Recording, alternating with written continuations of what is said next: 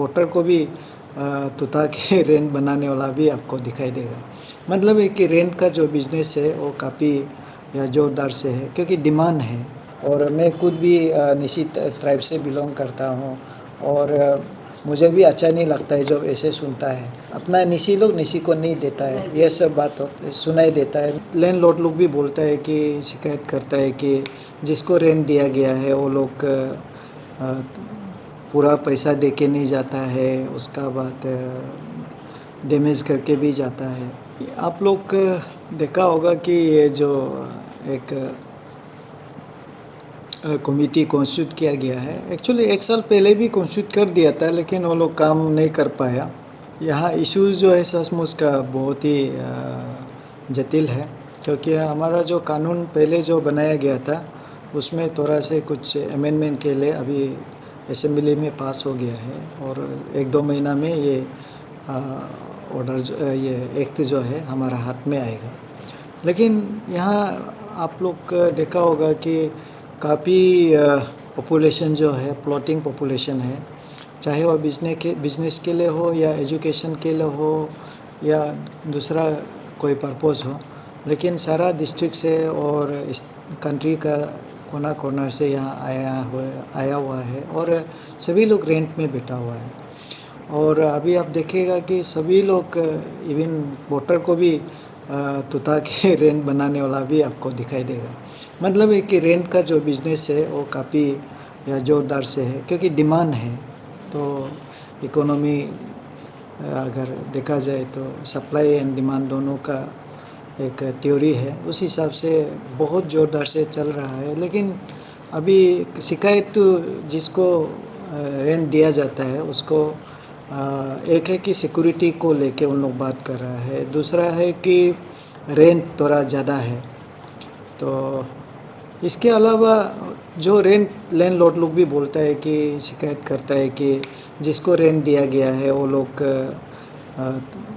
पूरा पैसा दे के नहीं जाता है, उसका बाद डैमेज करके भी जाता है।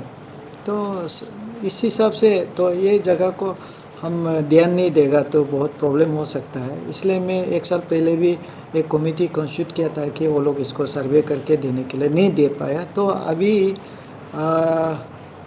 कल ना परसों एक NGO ये एक ग्रुप आया है, उन लोग भी बताया कि रेंट को लेके वो लोग परेशान था।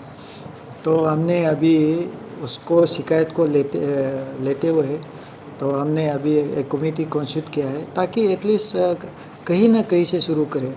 तो अभी 2-3 कॉलोनी को हमने ईयर मार्क करके शुरू कर दिया क्योंकि जाते जाते एक ही रिज़ल्ट आएगा।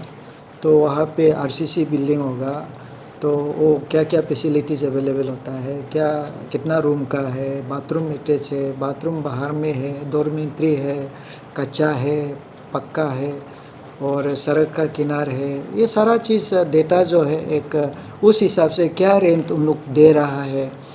तो उस हिसाब से हम लोग फिर वर्कआउट करेगा कि ये जेन्युइन होगा ना नहीं होगा। तो ऐसे है और हम एक कोशिश है ताकि लोग जो बाहर से आता है तो यहाँ में एक सिक्योर और सेफ्टी और एक रीजनेबल रेट में मिले और डिसिप्लिन से रहे। तो ऐसे नहीं कि सिर्फ रेंट जो बेचने वाला लोग को इस फेवर में बात करना है, ऐसे नहीं है। लैंडलॉर्ड को भी उन लोग को भी एक इस लाइन में जो काम करके अपना कमाई करता है उन लोगों के लिए भी ज़रूरी है कि एक नियम एक तो बनाया जाए। When the law is not in force तो हमारा जनरल एडमिनिस्ट्रेशन या डिस्ट्रिक्ट एडमिनिस्ट्रेशन एग्जीक्यूटिव ऑर्डर निकालेगा और इम्प्लीमेंट करेगा। फ्लेक्सिबिलिटी तो देखिए एक बार हम लोग कुछ नियम बनाता है उसमें ज़रूर कुछ तो ऐसे हो सकता है कि लैंडलॉर्ड भी कंप्लेंट देगा या जो रेंट में बेच रहा है वो भी कंप्लेंट देगा।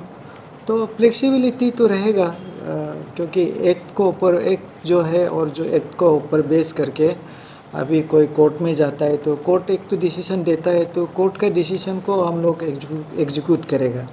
हम लोग एग्जीक्यूटिव है और जुडिशरी अगर कुछ ऐसे डिसीजन देता है तो और हम लोग तो पूरा लेथरन स्पिरिट में हम उसको पालन करेगा। हमारे स्टेट एक्ट में ये डिटेल्स तो हम अभी नहीं बोल पाएगा, लेकिन समराइज़ करके हम यही बताएगा कि हमारे जो स्टेट एक्ट है वो जो लैंडलॉर्ड का फेवर में इतना नहीं है। इसको लेके काफ़ी शिकायत है, बहुत से चर्चा हुआ उसको लेके।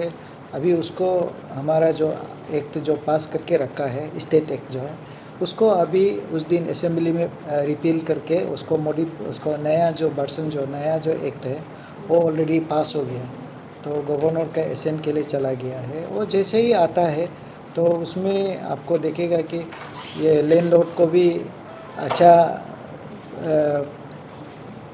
अच्छा एक राइट्स मिलेगा, और हमारा जो रेंट में जो बैठने वाला है उसको भी काफ़ी सुविधा मिलेगा। बैलेंस लॉ बनाया गया है और अप्रूव हो गया है असेंबली से, तो आगे जाके अभी गवर्नर का एसेंट के लिए रुका हुआ है।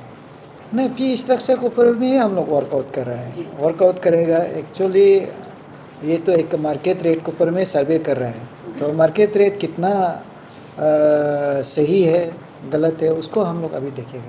2 BHK या 3 BHK का लोकेशन वाइज भी होगा, क्योंकि कुछ कुछ लोकेशन है जैसे आपका सड़क बहुत सामने, हाईवे सामने है या मार्केट सामने है, तो कोई कोई लोग बहुत दूर में है, तो उसका तो थोड़ा तो कंपैरेटिवली कम होना चाहिए। और मार्केट में होते हुए भी वहाँ में भी कुछ कुछ फैसिलिटीज़ रहेगा, जैसे बहुत टाइल्स रहेगा, बाथरूम बहुत अच्छा रहेगा, तो उसका ऊपर में रेट को हम लोग एनालिसिस करेगा। ज़रूरत होने से हम जितना भी रेंट का जो लैंडलॉर्ड है उनको भी बुलाएंगे, उनका साथ भी बात करेंगे और उनसे भी रिक्वेस्ट करेंगे कि वो एग्रीबल रेट में आपको एग्री करना चाहिए, तो उसका हिसाब से हम लोग इम्प्लीमेंट करेगा।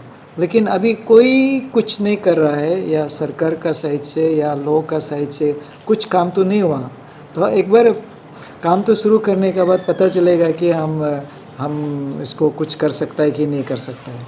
आपका इस चैनल का माध्यम से हम जितना भी ईटानगर बोलने से मतलब बांदरदुआ से लेके चिंपू तक वो हमारा जुरिडिक्शन है।